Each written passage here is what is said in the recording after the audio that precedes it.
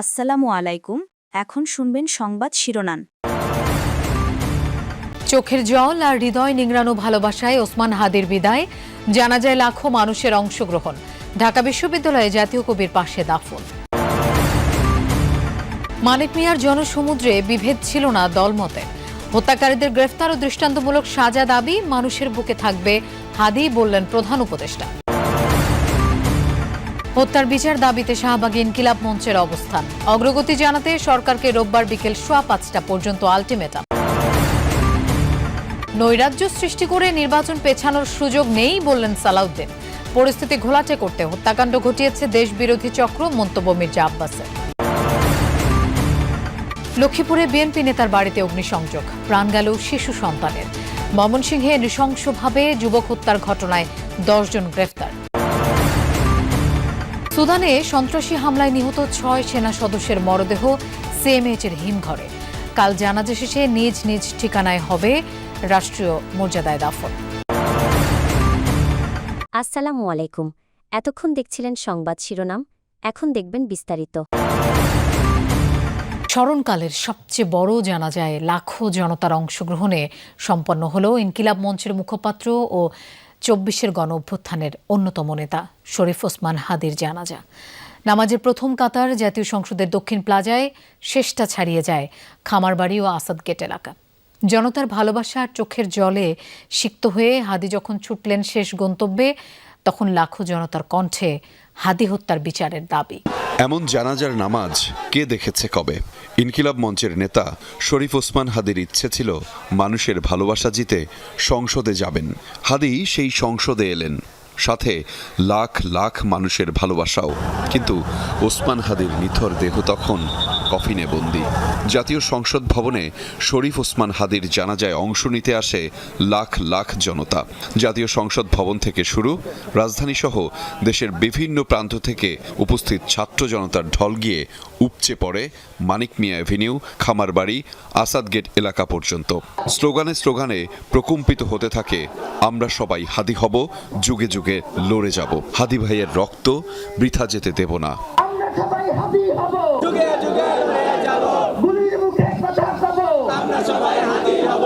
মানুষের ভালোবাসা যে কোনো সীমানা মানে না, তার প্রমাণ সংসদ ভবনের দক্ষিণ প্লাজা।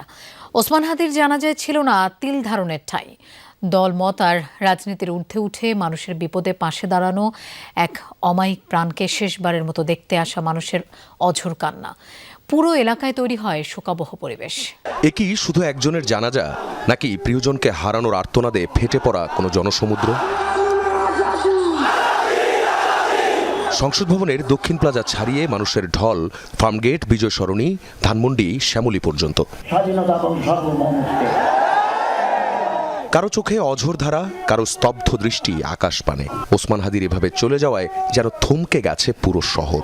রাজনীতি বা মতাদর্শের ঊর্ধ্বে উঠে মানুষ কেবল ভালোবেসেই সমবেত হয় এই প্রাঙ্গণে।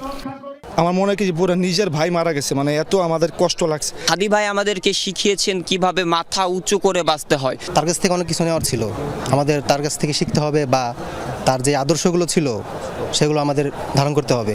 আমাদের মাঝখানে যে আল্লাহ রাব্বুল আলামিন যে হাদিকে দিয়েছিল, এই হাদি যুগে যুগেও সৃষ্টি হবে না। আজাদের জন্য সে লড়াই করছে, আমরা চাই সে চির অমর হয়ে থাকুক। হাদি ভাই অনেক হাদি তৈরি করে গেছে। ভালোবাসা আর অশ্রুসিক্ত নয়নে বিপ্লবীর বিদায়। ওসমান হাদির জানাজায় অংশ নিয়ে প্রধান উপদেষ্টা বললেন, হাদি থাকবেন মানুষের অন্তর জুড়ে। তার চেতনা বারবার মনে করিয়ে দেবে, এ জাতি মাথা নোয়াবার নয়, চির উন্নত থাকবে এই জাতির শির। জানাজার আগে 24 ঘন্টার মধ্যে খুনিদের গ্রেফতারে সরকারকে আলটিমেটাম দেয় হাদির ইনকিলাব মঞ্চ। অন্য কারো উস্কানিতে কোনো ধরনের সহিংসতায় না জড়ানোর আহ্বানও জানানো হয়। যেই সংসদে জনতার কণ্ঠ হয়ে যাওয়ার পথে হাঁটছিলেন শরীফ ওসমান হাদি, সেই সংসদ প্রাঙ্গণেই তাকে বরণ করতে লাখো জনতার উপস্থিতি। জনতার দীর্ঘ অপেক্ষা শেষে নিথর দেহে হাদি উপস্থিত হলেন লাখো জনতার জনসমুদ্রে। আধিপত্যবাদ বিরোধী সংগ্রামে শরীফ ওসমান হাদির জানাজায় অংশ নেন দলমত নির্বিশেষে লাখো জনতা।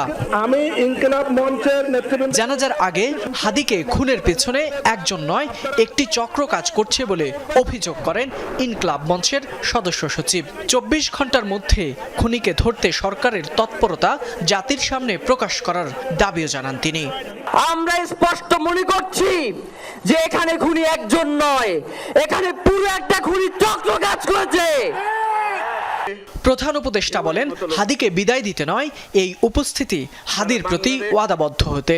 প্রফেসর ইউনূস বলেন, হাদি হারিয়ে যাবে না, তার মন্ত্র নিয়ে এগিয়ে যাবে বাংলাদেশ। আমরা আজকে তোমাকে প্রিয় হাদি বিদায় দিতে আসিনি,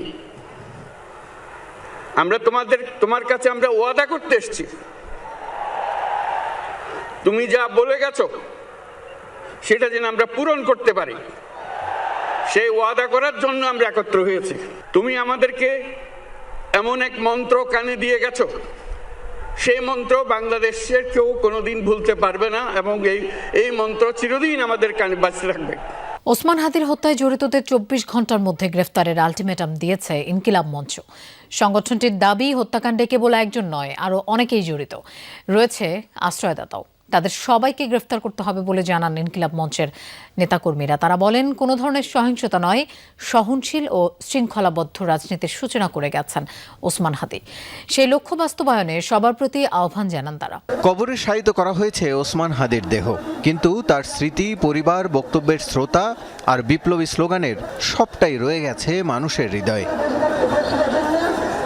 তাই হয়তো দুপুরের জানাজার পরও নাওয়া খাওয়া বাদ দিয়ে শাহবাগে জড়ো হন সবাই। স্লোগানে স্লোগানে স্মরণ করেছেন হাদির বার্তা, সেই সাথে স্বার্থবাদী রাজনীতির বিরুদ্ধে ভবিষ্যতের হুঁশিয়ারি। তারেক রহমানের স্বদেশ প্রত্যাবর্তনের আগে দেশের পরিস্থিতি ঘোলাটে করতে দেশবিরোধী শক্তি ওসমান হাদিকে হত্যা করেছে বলে অভিযোগ করেছেন বিএনপির স্থায়ী কমিটির সদস্য মির্জা আব্বাস। অভিযোগ করেন, সরকার বিএনপির সহযোগিতার প্রস্তাব ফিরিয়ে দিয়ে অপশক্তির সাথে হাত মিলিয়ে এখন দেশ ধ্বংসের চক্রান্তে লিপ্ত। আর সালাউদ্দিন আহমেদ বলেছেন, নৈরাজ্য করে নির্বাচন পেছানোর কোনো সুযোগ নেই। ভারপ্রাপ্ত চেয়ারম্যান তারেক রহমানের স্বদেশ প্রত্যাবর্তন উপলক্ষে ঢাকা মহানগর দক্ষিণ বিএনপি আয়োজন করে এই প্রস্তুতি সভার, যেখানে দক্ষিণ বিএনপির নেতাকর্মীদের পাশাপাশি অংশ নেন ধানেশীষের মনোনীত 7 জন প্রার্থী। এ সময় নেতাকর্মীদের শৃঙ্খলার সাথে 300 ফিট সড়কে অংশ নেয়ার নির্দেশনা দেওয়া হয়। বলা হয়, পরিস্থিতি ঘোলাটে হয় এমন সব ঘটনা রুখে দেওয়ার। জানিয়ে দেওয়া হয় তারেক রহমানের এয়ারপোর্ট থেকে বাসায় ফেরার রুট। লক্ষ্মীপুরে এক ইউনিয়ন বিএনপি নেতার বসতঘরের দরজায় তালা দিয়ে আগুন দেওয়ার অভিযোগ উঠেছে। এতে পুড়ে গেছে এক শিশু সন্তানের প্রাণ। গুরুতর দগ্ধ 2 মেয়েকে ভর্তি করা হয়েছে রাজধানীর জাতীয় বার্ন ও প্লাস্টিক সার্জারি ইনস্টিটিউটে। গভীর রাতে সদরের চরমনসা এলাকায় এই ঘটনা ঘটে। কে বা কারা কি কারণে অগ্নিসংযোগ করেছে সে সম্পর্কে নিশ্চিত নন স্বজনরা। বিষয়টি তদন্ত করে দেখছে পুলিশ। সুদানের আবেই অঞ্চলে জাতিসংঘ শান্তিরক্ষা মিশনের দায়িত্ব পালনকালে সন্ত্রাসীদের হামলায় নিহত বাংলাদেশ সেনাবাহিনীর 6 বীর সদস্যের মরদেহ ঢাকায় পৌঁছেছে। লাল সবুজের পতাকায় মোড়ানো 6 কফিন সকাল 11টা 4 মিনিটে শাহজালাল আন্তর্জাতিক বিমানবন্দরে পৌঁছায়। পরে কফিনগুলো নিয়ে যাওয়া হয় সম্মিলিত সামরিক হাসপাতালে। ঢাকা সেনানিবাসের কেন্দ্রীয় মসজিদে রোববার জানাজা শেষে নিজ নিজ ঠিকানায় রাষ্ট্রীয় মর্যাদায় দাফন করা হবে এই বীর সন্তানদের।